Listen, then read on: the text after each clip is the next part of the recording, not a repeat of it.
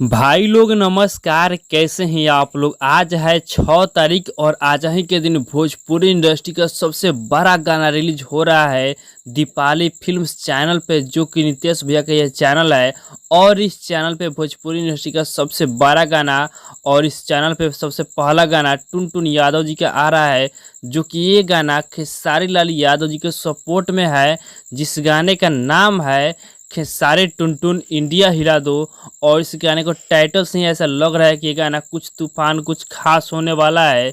जिस गाने को टुन टुन यादव जी और उनके साथ अनुपमा यादव भी गाई हैं, और इस गाने को मुकेश यादव जी लिखे हैं और रवि राज देवा जी म्यूजिक बनाए हैं।